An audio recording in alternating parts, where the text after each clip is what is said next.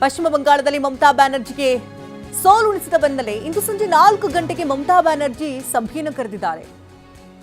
TMC ನಾಯಕರ ಸಭೆಯನ್ನ ಕರೆದಿದ್ದಾರೆ ಮಮತಾ ಬ್ಯಾನರ್ಜಿ. ಸಭೆ ಬಳಿಕ ಮಮತಾ ಬ್ಯಾನರ್ಜಿ ಸುದ್ದಿಗೋಷ್ಠಿಯನ್ನ ನಡೆಸಲಿದ್ದಾರೆ. ಒಂದಷ್ಟು ಆರೋಪಗಳನ್ನು ಕೂಡ ಈಗಾಗಲೇ ಮಾಡ್ತಾ ಇದ್ದಾರೆ ಮಮತಾ ಬ್ಯಾನರ್ಜಿ. ಚುನಾವಣಾ ಪ್ರಕ್ರಿಯೆ ಬಗ್ಗೆ ದಿಢೀರ್ ಸಾಕಷ್ಟು ಅನುಮಾನಗಳನ್ನು ವ್ಯಕ್ತಪಡಿಸ್ತಾ ಇದ್ದು ಸುದ್ದಿಗೋಷ್ಠಿಯಲ್ಲಿ ಆರೋಪಗಳ ಮಾಡುವಂತಹ ಸಾಧ್ಯತೆ ದಟ್ಟವಾಗಿದೆ. ಇಂದು ಸಂಜೆ 4 ಗಂಟೆಗೆ ಒಂದು ಸಭೆಯನ್ನು ಕರೆದಿದ್ದಾರೆ. ಸಭೆ ನಂತರದಲ್ಲಿ ಆಕ್ರೋಶವನ್ನು ವ್ಯಕ್ತಪಡಿಸುವಂತಹ ಸಾಧ್ಯತೆ ಇದೆ. ಇನ್ನು ಮೇ 9ನೇ ತಾರೀಕಿನ ಒಳಗಡೆ ಸರ್ಕಾರ ರಚನೆ ಮಾಡಬೇಕು ಅನ್ನೋ ನಿಟ್ಟಿನಲ್ಲಿ ಬಿಜೆಪಿ ಈಗಾಗಲೇ ತಯಾರಿಯನ್ನು ಮಾಡಿಕೊಳ್ತಾ ಇದೆ. ಟಾಗೋರ್ ಜಯಂತಿ ಇರುವಂತಹ ಹಿನ್ನೆಲೆಯಲ್ಲಿ ಟಾಗೋರ್ ಅಸ್ತ್ರ ಬಿಡೋದಕ್ಕೀಗ ಬಿಜೆಪಿ ಮುಂದಾದಂತೆ ಕಾಣ್ತದೆ. ಈ ಬಗ್ಗೆ ಎಷ್ಟು ಡೀಟೇಲ್ಸ್ ಅನ್ನ ಪಡ್ಕೊಳ್ಳೋಣ. ನೇರ ಸಂಪರ್ಕದಲ್ಲಿ ಪ್ರಮೋದ್ ಇದ್ದಾರೆ. ಪ್ರಮೋದ್, 4 ಗಂಟೆಗೆ ದೀದಿ ಒಂದ್ ಕಡೆ ಸಭೆಯನ್ನ ಕರೆದು ಚುನಾವಣೆಯಲ್ಲಿ ಆಗಿರುವಂತಹ ಅಕ್ರಮಗಳ ಬಗ್ಗೆ ಬಯಲಿಗಿಳಿಯೋದಕ್ಕೆ ಅಥವಾ ಆಕ್ರೋಶ ಪಡೋದಕ್ಕೆ ತಯಾರಿಯನ್ನ ಒಂದ್ ಕಡೆ ಮಾಡ್ಕೊಳ್ತಾ ಇದ್ದಾರೆ. ಮತ್ತೊಂದು ಕಡೆಯಲ್ಲಿ ಠಾಗೋರ್ ಅಸ್ತ್ರ ಬಿಡೋದಕ್ಕೆ ಈಗ ಬಿಜೆಪಿ ಮುಂದಾದಂತೆ ಕಾಣ್ತಾ ಇದೆ. ಅಳೆದು ತೂಗಿ ಲೆಕ್ಕಾಚಾರಗಳನ್ನ ಹಾಕಿ 5 ಅಭ್ಯರ್ಥಿಗಳಿಗಾಗಲೇ ಮುನ್ನೆಲೆಗೆ ಬಂದಿರುವಂತದ್ದು. ಯಾರಿಗೆ ಅಧಿಕಾರ ಸಿಗುತ್ತೆ, ಗದ್ದುಗೆ ಗೇರ್ತಾರೆ ಅನ್ನುವಂಥ ಕುತೂಹಲ ಕೂಡ ಹೆಚ್ಚಾಗಿದೆ. ಏನೆಲ್ಲ ಡೆವಲಪ್ಮೆಂಟ್ಸ್ ಆಗ್ತಾ ಇದೆ?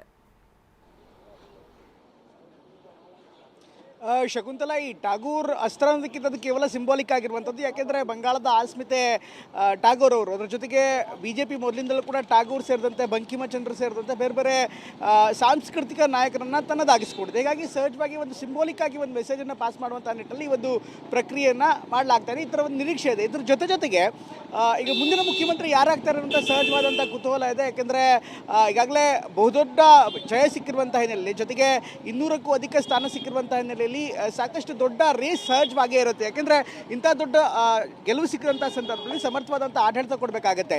ಈಗ ಮೇಲ್ನೋಟಕ್ಕೆ ಆರಂಭಿಕವಾಗಿ ಸುವೇಂದು ಅಧಿಕಾರಿ ಅವರ ಹೆಸರು ತುಂಬ ದಟ್ಟವಾಗಿ ಕೇಳಿ ಬರ್ತಾ ಇದೆ. ಯಾಕೆಂದರೆ ಸುವೇಂದು ಅಧಿಕಾರಿ ಅವರು ನೋಡ್ತಾರೆ. बंसल जी नमस्ते सर. बंसल जी क्या कहना चाहती है इसके बारे में? अभी मुख्यमंत्री के बारे में क्या होगा? सभी को धन्यवाद. अभी आप कुछ मीटिंग बुलाया क्या? में बैठक होने जा रही है, ऐसा शुभेंदु अधिकारी को बुलाया गया, ऐसा अभी ऐसा अभी तय होगा तो बताएंगे. आप दिल्ली जा रहे हैं साहब? अब दिल्ली जा रहे हैं. कुछ मीटिंग है क्या?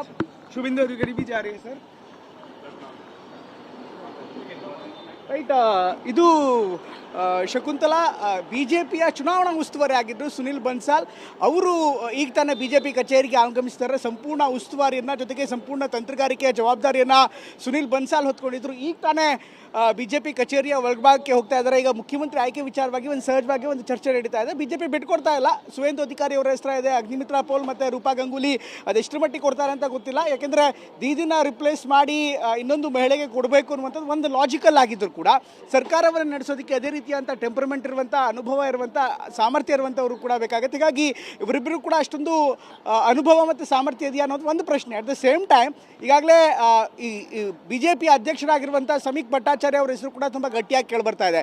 ಹಾಗೆಯೇ ಈ ಭಾಗದಲ್ಲಿ ಒಂದು ಹಿಂದೂ ಮುಖವಾಗಿ ಒಂದು ಸ್ವಾಮೀಜಿ ಅಥವಾ ಯೋಗಿ ಆದಿತ್ಯನಾಥ್ ಅವರನ್ನ ಹೇಗೆ ನೋಡ್ತೀವೋ ಅದೇ ರೀತಿಯಂಥ ಉತ್ಪಾಲ್ ಬ್ರಹ್ಮೋಚಾರ್ ಅನ್ನುವಂಥ ಒಬ್ಬ ಸ್ವಾಮೀಜಿ ಕೂಡ ಕಣಕ್ಕಿಳಿದ್ದಾರೆ. ಭಾರಿ ಬಹುಮತದಿಂದ ಸುಮಾರು 73,000 ಮತಗಳಿಂದ ಅವರು ಗೆದ್ದಿದ್ದಾರೆ. ಹೀಗಾಗಿ ಅವರ ಹೆಸರು ಕೂಡ ಅಲ್ಲಲ್ಲಿ ರೌಂಡ್ ಆಗ್ತಾ ಇದೆ. ಆದರೆ BJP ನೋಡ್ತಾ ಇರುವಂಥದ್ದು ಪಶ್ಚಿಮ ಬಂಗಾಳವನ್ನು ಮುಂದಿನ 10 ವರ್ಷ 15 ವರ್ಷಗಳ ಕಾಲ ಹಿಡಿದಿಟ್ಕೊಳ್ಳುವಂಥ ಒಂದು ಮುಖ ಬೇಕಾಗಿದೆ, ಅಂತ ಒಂದು ಸಾಮರ್ಥ್ಯ ಇರುವಂಥ ನಾಯಕತ್ವ ಬೇಕಾಗಿದೆ. ಅದು ಯೋಗಿ ಆದಿತ್ಯನಾಥ್ ಇರ್ಬೋದು, ಅದೇ ರೀತಿ ಹಿಮಂತ ಬಿಸ್ವಾ ಶರ್ಮಾ ಇರ್ಬೋದು. ಅದೇ ಮಾದರಿಯ ನಾಯಕತ್ವವನ್ನು ಬಂಗಾಳಕ್ಕೆ ಬರಬೇಕಾಗಿದೆ. ಯಾಕೆಂದರೆ ಬಂಗಾಳದಲ್ಲಿ BJP ಎದುರಿಸಬೇಕಾಗಿರುವಂಥದ್ದು ಈಗಾಗಲೇ ಗಾಯಗೊಂಡಿರುವಂಥ ಮಮತಾ ಬ್ಯಾನರ್ಜಿಯನ್ನು. ಮಮತಾ ಬ್ಯಾನರ್ಜಿ ಸ್ಟ್ರೀಟ್ ಫೈಟರ್ ಅನ್ನುವಂಥದ್ದು ಎಲ್ಲರಿಗೂ ಕೂಡ ಗೊತ್ತಿರುವಂಥ ವಿಚಾರ. ಅದರಲ್ಲೂ ವಿಪಕ್ಷದಲ್ಲಿ ಮಮತಾ ಬ್ಯಾನರ್ಜಿ ಇದ್ದರೆ ಅದರ ಸವಾಲು ಸಾಕಷ್ಟು ದೊಡ್ಡದಾಗಿರುತ್ತೆ.